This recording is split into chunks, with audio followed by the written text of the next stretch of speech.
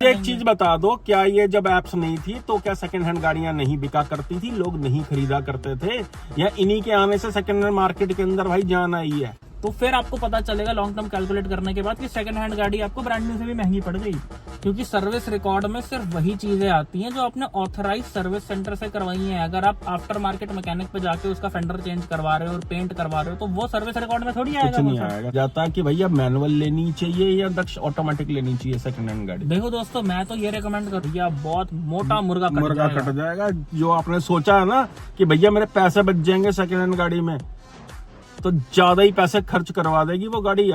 तो दोस्तों, स्वागत है आपका हमारे चैनल दक्ष अग्निहोत्री पे। मैं हूं नवनीत, ये है दक्ष, हम रखेंगे अपना पक्ष। तो दोस्तों, आज आपके लिए एक ऐसी वीडियो लेके आए हैं कि अगर आप गाड़ी खरीदने के लिए ज्यादा पैसे नहीं खर्चना चाहते और सेकंड हैंड गाड़ी खरीदना चाहते हो तो कौन कौन सी 2025 में आपके लिए बेस्ट ऑप्शन है, कौन कौन सी गाड़ियां खरीद सकते हो, कार स्कैम से कैसे बचोगे, सेकंड हैंड गाड़ियों का जो स्कैम चल रहा है ये 24 पिन्नी शिन्नी, चूना लगा दिया। गाइड हम आपको करेंगे कि सेकंड हैंड गाड़ी कौन सी लेने में समझदारी है, किस टाइप की लेने में समझदारी है, कहां से लेने में समझदारी है, एंड क्या क्या बातें आपको दिमाग में ध्यान रखनी है एक सेकंड हैंड गाड़ी लेने से पहले, वरना भैया बहुत मोटा मुर्गा कट जाएगा। जो आपने सोचा है ना कि भैया मेरे पैसे बच जाएंगे सेकंड हैंड गाड़ी में, तो ज्यादा ही पैसे खर्च करवा देगी वो गाड़ी। अगर वीडियो पूरा देखना, उससे पहले चैनल को कर लो सब्सक्राइब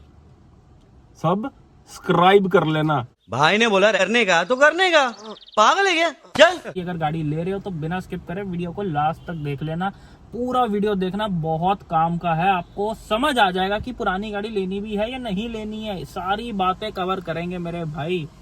अगर आप सेकंड हैंड गाड़ी खरीद रहे हो या नई गाड़ी खरीद रहे हो, उसकी प्री डिलीवरी इंस्पेक्शन करवाना चाहते हो, तो ये नीचे स्क्रीन पे हमारा नंबर आ रहा है। नई हो चाहे गाड़ी हो पुरानी, बाइट पूरा टेटुआ उसका टाइट करके हम चेक कर लेते हैं कि गाड़ी लेने लायक है या नहीं, क्योंकि डीलर एंड पे हो रही है एक से एक बदमाशियां। बिल्कुल चोर बाजारी मचा रखी है इन लोगों ने, और सेकंड हैंड मार्केट में तो पूरा ही भैया धोखा है।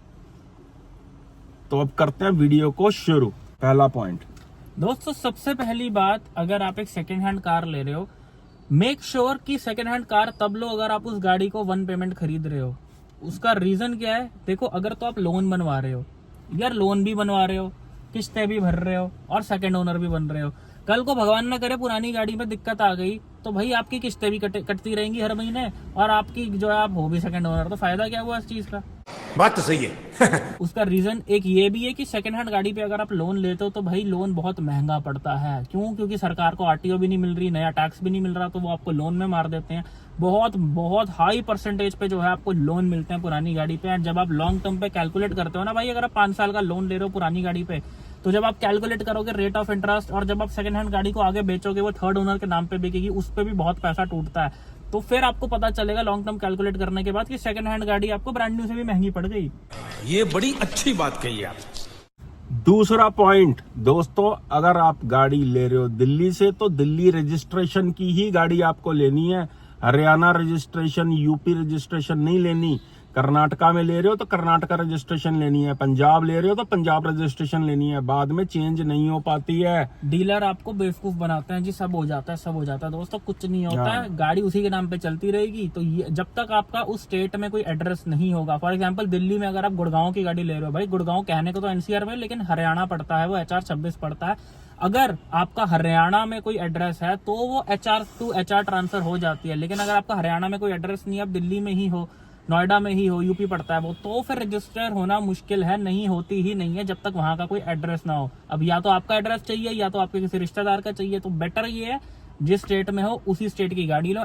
तीसरा पॉइंट दोस्तों, 50,000 से ज्यादा चली हुई गाड़ी कोशिश करो कि ना लो, बिल्कुल, जब तक बहुत सस्ती ना पड़ रही हो, क्योंकि 50,000 तक गाड़ी कोई भी लंबा चौड़ा काम नहीं मांगती है, बशर्त वो एक्सीडेंटल नहीं होनी चाहिए। एक्सीडेंटल गाड़ी तो भाई देखते ही पता चल जाती है कि रीपेंटेड है, पिलर उसके जो है, जो टांके हैं उसके वो खुल चुके हैं, आगे से पीछे हर जगह से पता चल जाती है अगर एक्सीडेंटल गाड़ी है, अगर चेक करते हैं। और हमें तो वैसे ही इतना एक्सपीरियंस है कि गाड़ी हमको देखते ही भाई गाना गाने लगती है, मेरे में ये खराबी है।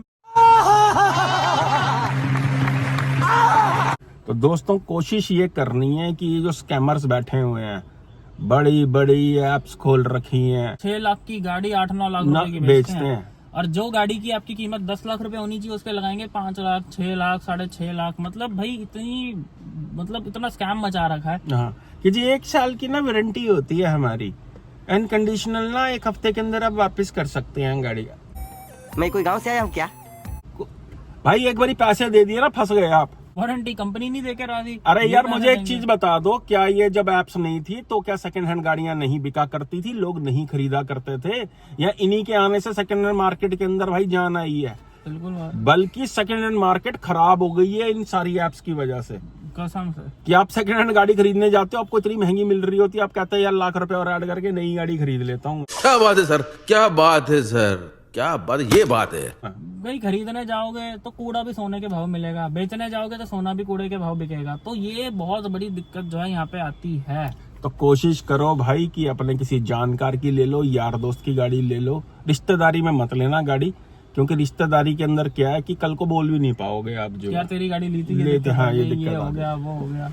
रिश्तेदारी में कांटा मार देना, गाड़ी नहीं खरीदनी है। दोस्त यार की गाड़ी या किसी जानकार की गाड़ी हो तो खरीद सकते हो। OLX वगैरह से अगर आपको कोई डायरेक्ट बायर मिल जाता है तो वो आपकी किस्मत है, अदरवाइज इन एप्स पर भी 90% डीलर ही बैठे हुए हैं यार। उनका काम ही है, कैसी भी गाड़ी हो चमचमा के उन्होंने साफ सूफ ड्राई क्लीन करके खड़ी कर देनी है कि अंदर बैठ के आपको ना 10 साल पुरानी गाड़ी में भी नई जैसी फील आने लग जाएगी कि भाई नहीं है। लेकिन इंजन अंडर द हुड जो है उसकी क्या पोजीशन है, गाड़ी टाइम पे सर्विस हुई है नहीं हुई है। वैसे तो लोग सर्विस करा ही लेते हैं यार जो गाड़ी लेते हैं, चाहे वो कंपनी से करा रहे हैं चाहे बाहर से करा रहे हैं। और दूसरा सबसे बड़ा स्कैम होता सर्विस रिकॉर्ड। यह सर्विस रिकॉर्ड किसी काम का नहीं होता। अगर 6-7 साल पुरानी गाड़ी आप खरीद रहे हो तो सर्विस रिकॉर्ड अपने आप को धोखा देने वाली बात है। क्यों? क्योंकि सर्विस रिकॉर्ड में सिर्फ वही चीजें आती हैं जो आपने ऑथराइज सर्विस सेंटर से करवाई हैं। अगर आप आफ्टर मार्केट मैकेनिक पे जाके उसका फेंडर चेंज करवा रहे हो और पेंट करवा रहे हो तो वो सर्विस रिकॉर्ड में थोड़ी आएगा। कुछ नहीं आएगा सर्विस रिकॉर्ड। ये बस अपने आपको तसल्ली देने वाली बात है कि हाँ यार गाड़ी सर्विस रिकॉर्ड में ओके है। भाई अगर बाहर से उसका काम हुआ तो उसका तो कुछ है ही नहीं आता पता उसमें। पहले तो अभी ये आ जाता है कि भैया मैनुअल लेनी चाहिए या दक्ष ऑटोमेटिक लेनी चाहिए सेकंड हैंड गाड़ी। देखो दोस्तों, मैं तो ये रेकमेंड करूंगा कि अगर आप सेकंड हैंड ले रहे हो तो कोशिश करो CVT, टॉर्क कन्वर्टर, AMT ऐसे ट्रांसमिशन लो सेकंड हैंड गाड़ियों में। क्यों? क्योंकि मैनुअल गाड़ी आपको नहीं पता भाई जो गाड़ी आप सेकंड हैंड ले रहे हो वो बंदे ने कैसे रखी है। क्या उसने भी चलाई है, उसकी वाइफ ने भी चलाई है, उसके बच्चों ने भी चलाई है, उसके दोस्तों यारों ने भी चलाई है, उसने कैसे उस गाड़ी को रखा है, कैसे ट्रीट करा है, कैसे अब्यूज करा है, वो आपको नहीं पता होता। एंड दोस्तों मैनुअल गाड़ी में अगर एक नौसिखिया ड्राइवर या अनाड़ी ड्राइवर चला रहा है तो उसका बेड़ा गर्क हो जाता है। उसका क्लच, उसके गियर्स का, उसके क्लच का सब खराब सा हो जाता है। लेकिन ऑटोमेटिक गाड़ी में कोई खराब होने वाला होता ही नहीं है। खासकर CVT में, specially CVT, torque converter, AMT ऐसे ट्रांसमिशन में खराब होने वाला कुछ भी नहीं होता। DCT अवॉइड कर देना। अगर बहुत ज्यादा पुराना गियर बॉक्स, मतलब बहुत ज्यादा पुरानी गाड़ी है तो DCT, DSG गियर बॉक्स जो है ये बहुत मोटा खर्चा देते हैं। 2-2.5 लाख रुपए का खर्चा आ जाता है अगर इनमें काम मांग रही हो गाड़ी तो कहने का मतलब ये है दोस्तों, ले हम मैनुअल भी सकते हैं गाड़ी सेकंड हैंड, ले हम ऑटोमेटिक भी सकते हैं गाड़ी, लेकिन ज्यादा बेटर रहती है ऑटोमेटिक गाड़ी लेना। कुछ बिगड़ने वाला होता ही नहीं है CVT में, ऑटोमेटिक गाड़ी में। देखो दोस्तों 50,000 लाख किलोमीटर में गाड़ी का बिगड़ता कुछ नहीं है अगर टाइमली उसकी सर्विस हुई हो, एक्सीडेंटल ना हो गाड़ी। कहने का मतलब यह है भाई बिगड़ने को 5-7 हजार किलोमीटर पे भी बिगड़ जाता है। इट ऑल डिपेंड्स कि रखी किसने है एंड उस जिसने रखी है उसने गाड़ी को चलाई किस तरह से है, कितनी मेंटेन करी है, कितनी गाड़ी को बच्चों की तरह रखी है या फिर गाड़ी को बस एक लोहे का डब्बा समझ के उसने रखा है। बिल्कुल प्यारो बच्चों और भाई एक ही बहाना मारा जाता है कि ओनर कनाडा बाहर चले जा गया, रहा है। ओनर जी बाहर चले गया, UK चले गया जी, कनाडा चले गया। भाई उसको गाड़ी लेने के बाद ही बाहर जाना था, पहले नहीं पता था। तो ये भाई कहने के ये नेशनल एक्सक्यूज होते हैं ये। आंगले यार, हम गाड़ी पुरानी इसीलिए तो खरीद रहे हैं कि हम बहुत ज्यादा खर्चा नहीं करना चाहते, और गाड़ी खरीदने के बाद अगर खर्चा आ जाता तो भाई साहब लेने के देने पड़ जाते हैं। बंदा ना अपने मुंह पर शीशे के आगे खड़े होकर थप्पड़ मारता है, यार ये क्या कर लिया मैंने। अगला स्टेप जो है कि सेकंड हैंड गाड़ी जब आप ले रहे हो तो भाई आपको चला कर देखनी है उस गाड़ी को अच्छे खासे। अगर आपको एक्सपीरियंस है, कई लोग होते हैं फर्स्ट कार होती है इतना नहीं पता होता दोस्तों, जब आप गाड़ी को चलाते हो तो गाड़ी की चाल काफी हद तक आपको गाड़ी चला के समझ आ जाता है कि कोई रटलिंग तो नहीं आ रही है, हाँ। कहीं शॉकर से आवाज तो नहीं आ रही है, कोई इंजन जो है वो ओवरहीट तो नहीं हो रहा, ऑयल टेम्परेचर मिसिंग तो नहीं मार रही है गाड़ी, ऑयल टेम्परेचर जो है उसका बहुत ज्यादा हाई तो नहीं ले रहा। बहुत सारे फैक्टर होते हैं। बेटर है अलाइनमेंट एक वगैरह, प्रोफेशनल से आप पीडीआई करवाओ गाड़ी की। बिल्कुल अलाइनमेंट वगैरह गाड़ी की सब पता चल जाता है चला के कि क्या दिक्कत है। एंड दोस्तों पीडीआई करानी सेकंड हैंड गाड़ी में बहुत ज्यादा इंपॉर्टेंट चीज बन जाती है, बिकॉज सेकंड हैंड गाड़ी में सबसे ज्यादा धांधलियां हो रही हैं, बिल्कुल स्कैम चल रहा है, बहुत बड़ा स्कैम चल रहा है। तो अगर आप पीडीआई कराना चाहते हो अपनी सेकंड हैंड गाड़ी की या इवन ब्रांड न्यू गाड़ी की, तो ये नीचे जो है हमारा नंबर बना रहा है, आप हमें बुला सकते हो। हम brand new car, second hand car सबको जो है कवर करते हैं। और कोशिश करो दोस्तों जो भी आप सेकंड हैंड गाड़ी ले रहे हो उसकी अगर वारंटी बची हुई है गाड़ी की तो सोने पे सुहागा है। वारंटी के अंदर वारंटी के अंदर अगर कंपनी की जो स्टैंडर्ड वारंटी होती है या कई बार कस्टमर एक्सटेंडेड वारंटी भी ले चुका होता है, बहुत से लोग ले लेते हैं आज खरीदते हुए और अच्छी बात भी है, तो वो बहुत बेटर चॉइस हो जाती है। अब दोस्तों बात कर लेते हैं कि कौन सी गाड़ियां हैं 2025 के अंदर जो जिन पे हम सेकंड हैंड मार्केट में हाथ डाल सकते हैं, ट्रस्ट कर सकते हैं। किन ब्रांड्स पे ट्रस्ट कर सकते हैं? सबसे पहला ब्रांड है भाई होंडा, दूसरा टोयोटा, तीसरा हुंडई। हुंडई। ये तीनों ब्रांड्स की गाड़ियां आप सेकंड हैंड मार्केट में ले सकते हो। इवन मारुति की गाड़ी भी आप ले सकते हो, बेशर्त वो बहुत ज्यादा पुरानी ना हो। ऐसा नहीं हो कि आप 2025 में 2014, 15, 16 मॉडल की गाड़ी उठा लो मारुति की, इतनी पुरानी भी ना हो। हाँ सस्ती मिल रही है, एक बात अलग है कि 1.5-2 लाख रुपए की मिल रही है, लेकिन अदरवाइज अगर आपको सेकंड हैंड ब्रांड्स में जाना है तो ये 4 brands Toyota, Honda, Hyundai, Maruti, इस पे आप आंख बंद करके ट्रस्ट कर सकते हो, ले सकते हो। होंडा सिटी सबसे बढ़िया ऑप्शन है, होंडा अमेज बहुत ही बढ़िया ऑप्शन है सेकंड हैंड मार्केट के। भाई इन गाड़ियों में दिक्कत ही नहीं आती आसानी से, कुछ है ही नहीं खराब होने वाला। मैंने क्या बोला, जब तक एक्सीडेंटल नहीं होएगी ना गाड़ी, इंजन पे इम्पैक्ट आया हो या कोई ऐसी गड़बड़ हुई हो तो बात अलग है। अगर टाइमली सर्विस हुई हो तो होंडा की गाड़ी में कोई समस्या नहीं आती। और एक बात और है कि अगर इनकी गाड़ियों में समस्या आ भी जाए तो इनका खर्चा बहुत ही मिनिमम आता है, बहुत ही कम दामों पे आपकी जेब पे बिल्कुल भारी नहीं पड़ता। होंडा पे आया हुआ खर्चा, टोयोटा पे आया हुआ खर्चा, इवन हुंडई के भी जो नेचुरली एस्पिरेटेड इंजन है बिल्कुल इनमें खर्चा नहीं आता जापानीज मैन्युफैक्चरिंग में स्पेशली। जैसे अगर आप इनकी पुरानी जैज उठा लो बिल्कुल, होंडा की, या टोयोटा की सेडान्स उठा लो पुरानी, योरिस वगैरह जो ऑल्टिस वगैरह इनकी आती थी, तो अच्छे खासे रेट्स पे आपको मिल जाएंगी ये गाड़ियां। बिल्कुल क्रेटा पे जा सकते हो, वरना पे जा सकते हो। बहुत अच्छी गाड़ियां हैं। i20 ली जा सकती है सेकंड हैंड जो है, बिल्कुल। एंड जो गाड़ियां डिसकंटिन्यू हो चुकी हैं वो भी उठाने में बहुत समझदारी, जैसे i20 का डीजल आप उठा सकते हो, i10 का डीजल आप उठा सकते हो। जो गाड़ियां मतलब आज की डेट में आ नहीं रही हैं, ये पुरानी वरना में जो डीजल आती थी तो उठाई जा सकती हैं गाड़ियां, कुछ नहीं बिगड़ता। अगर गाड़ी जो है कम चली हुई है और ज्यादा पुरानी नहीं है तो अच्छी डील मिल रही है तो ग्रैब करी जा सकती है। एस क्रॉस गाड़ी आती थी जो बंद हो गई है, बहुत सस्ती मिल जाएगी वो गाड़ी आपको, अच्छी गाड़ी अच्छी गाड़ी है वो, मारुति की सबसे बढ़िया गाड़ी थी वो, बिल्कुल ली जा सकती है। ऐसी गाड़ियां सेकंड हैंड में समझदारी बन जाती है। अगली चीज जो आपको बहुत ज्यादा ध्यान रखनी है कि avoid buying retro fitting CNG car second hand. अगर आप लेते हो तो वो गाड़ियां मत लेना जिसमें आफ्टर मार्केट सीएनजी लगी होती हैं। कंपनी फिटेड सीएनजी की बात अलग है, बलिनो सीएनजी जी, स्विफ्ट सीएनजी, डिजायर सीएनजी, ये सीएनजी, i10 सीएनजी, ये गाड़ियां लेने की बात अगर कंपनी फिटेड है तो ले सकते हो, लेकिन अगर बंदे ने बाहर से सीएनजी लगवा रखी है तो अवॉइड कर दो भाई।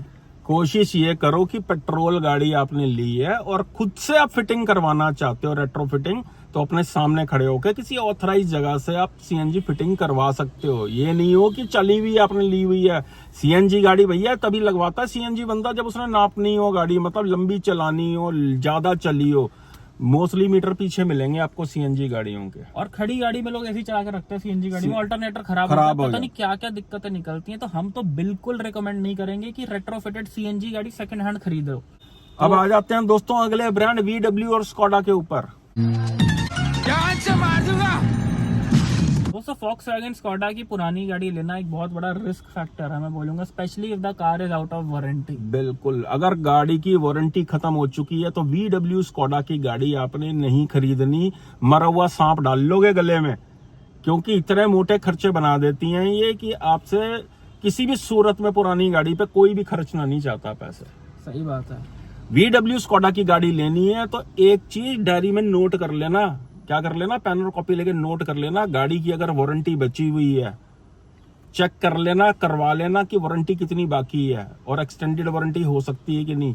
तो वो आप VW स्कोडा की गाड़ी ले सकते हो, यानी कि जैसे इनकी टाइगून है, कुशाक है, वर्टिस है, स्लाविया है, या लास्ट की जब पोलो इनकी बंद हुई है, अगर वारंटी में है, बची हुई है तो वो लेना, क्योंकि ज्यादा से ज्यादा एक्सटेंडेड वारंटी 1.5 लाख किलोमीटर तक की होती है इनकी। इसका स्पेयर पार्ट भी आसानी से नहीं मिलता और ज्यादा चली हुई ना हो, क्योंकि दोस्तों एक बात याद रखो, फॉक्सवैगन की जो गाड़ियां लेता है बंदा, वो भाई रगड़ के चलाते हैं लोग, मतलब उनको कोई वो तरस नहीं खाते गाड़ी पे। अगर कोई बंदा पोलो GT ले रहा है, पसाट जैसी गाड़ी ले रहा है, वर्टिस स्लाविया GT वेरिएंट ले रहा है, तो पूरा रगड़ के चलाता है। मेंटेन लोगों को करनी नहीं आती है। टर्बो इंजन है, इनके इंजन ऑयल बर्न होते हैं हर 3-4-5 हजार किलोमीटर पे, लोगों को नहीं पता होता। वो आधे इंजन ऑयल के साथ 15-15 हजार किलोमीटर चलाते रहते हैं, पूरे पंजे दबा के। गाड़ी का बेड़ा गर्क होना शुरू हो जाता है। इसलिए हम बोल रहे हैं कि पुरानी गाड़ी कोशिश करें इन कंपनीज की ना ही लो तो बेटर है। समझ लो कि पुरानी गाड़ी लिए तो डॉबरमैन ही है, आपने एल्सीशियन कुत्ता किसी का पला पाल लिया, कभी भी पाड़ देगा वो आपको। अब आपका एक सवाल होगा कि जो मैं गाड़ी ले रहा हूँ वो 3rd ओनर है, वो 4th ओनर है, क्या वो हमें लेनी चाहिए? देखो, अगर तो आप अगर आप सेकंड ओनर से ऊपर की गाड़ी ले रहे हो, for example minimum 3rd owner या 4th ओनर आप बन रहे हो, तो वो गाड़ी आपको सिर्फ तभी लेनी है अगर आपको गाड़ी बहुत लंबी रखनी है। अगर आप गाड़ी 7-8 10 साल 12 साल रखोगे, तब आपको 3rd 4th 5th ओनर की गाड़ी लेनी है। अदरवाइज उन गाड़ियों को लेने का कोई यूज नहीं है। बाद में जब 3rd ओनर गाड़ी बेचोगे तो भैया 4th ओनर के नाम पे कुछ भी नहीं मिलेगा। यानी कि लॉन्ग टर्म लेनी है तो आप ले सकते हो कि 3rd ओनर भी बन रहे हो, 4th ओनर भी बन रहे हो, कोई दिक्कत नहीं है। एंड दोस्तों, अगर आपको पुरानी गाड़ी के रेट पे उसी गाड़ी की ब्रांड न्यू गाड़ी आ रही है, थोड़ा सा नीचे वाला मॉडल, तो कोशिश करो कि भाई नई गाड़ी खरीदो, बिकॉज न्यू कार ही होती है। फॉर एग्जाम्पल क्रेटा की SX ऑप्शनल CVT में दिल्ली में लगभग 21-22 लाख रुपए की है। अगर वो आपको सेकंड हैंड 17.5 18 लाख रुपए तक की मिल रही है, तो सेकंड हैंड SX ऑप्शनल लेने से बेटर है कि brand new S optional CVT ले लो, उनकी IVT जो आती है। एटलीस्ट भाई नई गाड़ी तो है, तो बेटर रहेगा हमेशा कि वो गाड़ी लो, ब्रांड न्यू गाड़ी लो। ऐसे में सेकंड हैंड कार्स को अवॉइड कर दो। कुछ फीचर्स के लिए आप सेकंड ओनर बन रहे हो और 18 लाख रुपए भी दे रहे हो, तो वो फिर वर्थ नहीं होता है। बिकॉज दोस्तों बहुत ही कम गाड़ियां होती हैं जो हाईली मेंटेन्ड होती हैं। भाई नहीं होता हर बंदे को गाड़ी का कीड़ा कि मैं भाई हर हफ्ते इंजन ऑयल चेक कर लूं, फिल्टर साफ करवाता रहूं टाइम पे। अभी हमारे एक जानकार है भाई साहब, उनके पास एक गाड़ी है पुरानी, मेरी कहते गाड़ी में पिकअप नहीं आ रही। मैंने कहा एयर फिल्टर वगैरह साफ करवाओ ना, AC फिल्टर साफ कराओ। अगले दिन कह रहे हैं हाँ भाई अब पिकअप आ गई है। भाई 6-6 महीने जब आप एयर फिल्टर नहीं चेक करवाओगे, उस पर हवा नहीं लगवाओगे, तो गाड़ी की पिकअप तो मरेगी। दोस्तों आप ये मानो, एक बारी मैं अपने फ्रेंड के साथ था, तो मैंने गाड़ी का वाइपर ऑन कर रहा, शीशा साफ करा, तो वो कहता यार तेरी गाड़ी में तो पानी आता है, मेरी गाड़ी में तो पानी नहीं आता, ऐसा क्यों है? ऐसा भाई पानी भरना पड़ता है बोनट खोल के। कहता ऐसा भी होता है, पानी डालना पड़ता है। मैंने कहा तुझे क्या लगा? कहता मुझे लगा होता होगा कोई सिस्टम, कोई टेक्नोलॉजी की पानी आ रहा है अपने आप। मतलब दोस्तों कहने का मतलब ये है कि एक लेमैन को बिल्कुल भी समझ नहीं होती गाड़ी की, मेंटेन बंदा क्या ही करेगा। इसलिए सेकंड हैंड कार एक लेना जो है रिस्क वाली बात बन जाती है। अगर आप बहुत पुरानी ले रहे हो तो कहने का मतलब सिर्फ इतना सा है। ये कोशिश करो, अगर आपका बजट है तो try buying a brand new car. पुरानी गाड़ी की सिरदर्दी में पड़ो ही मत। फॉर एग्जांपल अगर आपका 15 लाख रुपए तक का बजट है, बढ़िया गाड़ी आ जाती तो है। भाई सेकंड हैंड गाड़ी लेने से बढ़िया ब्रांड न्यू गाड़ी ले लो, चाहे नीचे का मॉडल मिल रहा है। फिर क्यों सेकंड हैंड गाड़ी के पीछे भाग रहे हो? और यार पुरानी मैन्युफैक्चरिंग लोगे तो अच्छी डील मिल जाती है, 1-1.5 लाख रुपया वैसे भी कम मिलता है गाड़ी का, मिल जाता है आराम से, डिस्काउंट मिल जाता है गाड़ी पे। नई गाड़ी की गुदगुदी अलग ही होती है, उसकी खुशबू, उसकी फील जो है ना, अपनापन जो होता है ना, वो नई गाड़ी पे हमेशा फील होता है। अगर बहुत ही मिनिमम रेट का डिफरेंस आ रहा है, then avoid buying second hand car, फिर ब्रांड न्यू की तरफ ही जाना है।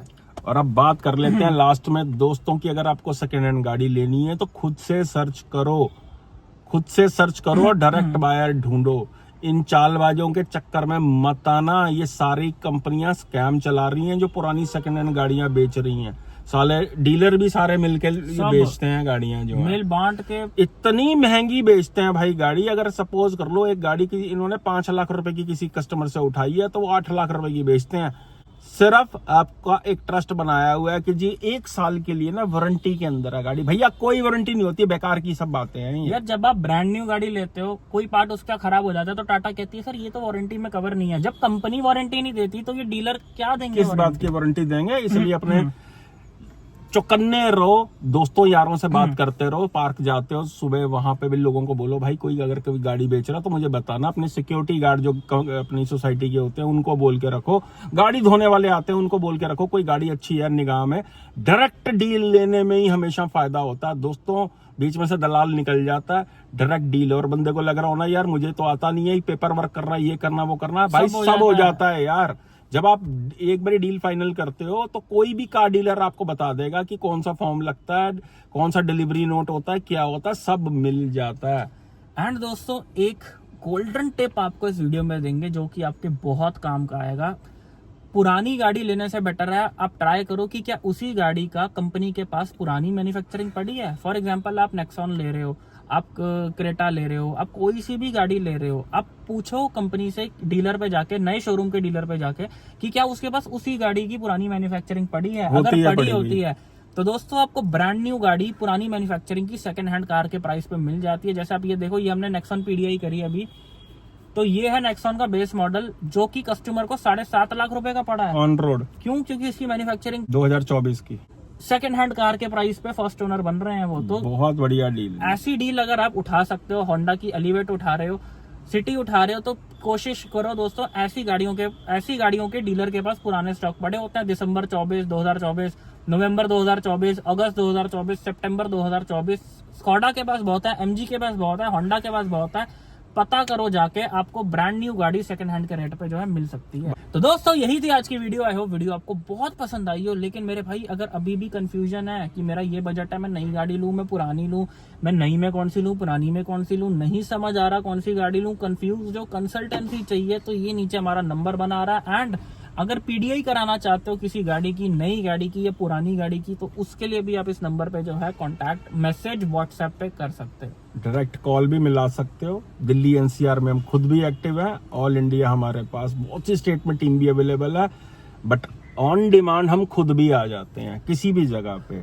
एंड दोस्तों वीडियो अगर यहाँ तक देख लिया तो मेरे भाई सब्सक्राइब जरूर कर देना चैनल को। इतने दिल से आप लोगों के लिए इतनी प्यारी प्यारी वीडियोस, आपके काम की वीडियोस जो है बनाई जाती हैं। बस इतना आपसे सपोर्ट मांग रहे हैं छोटा सा कि चैनल को जो है सब्सक्राइब कर दो, वो लाल बटन दबा दो, फ्री ऑफ कॉस्ट है। सब्सक्राइब करो और हमारी चैनल के, हमारी जर्नी की, हमारी फैमिली का पार्ट बनो। और साथ में साथ नीचे कमेंट करके ये भी बताओ कि अगर आपने पुरानी गाड़ी ली है तो आपको क्या डील मिली है, या इन एप्स के थ्रू अगर आपने गाड़ी खरीदी है तो आपका क्या एक्सपीरियंस रहा। ये एक्सपीरियंस लोगों के काम आएंगे भाई। नीचे कमेंट्स शेयर करो, हमारे कमेंट्स भी हमारे जो सब्सक्राइबर्स हैं सारे रीड कर रहे होते हैं। और दोस्तों और किस टॉपिक पे आप वीडियो देखना चाहते हो वो भी कमेंट करो। अगर आपका टॉपिक हमें पसंद आया तो आपके टॉपिक पे हम वीडियो बनाएंगे एंड आपका नाम भी वीडियो में लिया जाएगा। तो यही थी आज की वीडियो, मिलते हैं नेक्स्ट वीडियो में। Thank you so much, love you all, चक दो कम नू।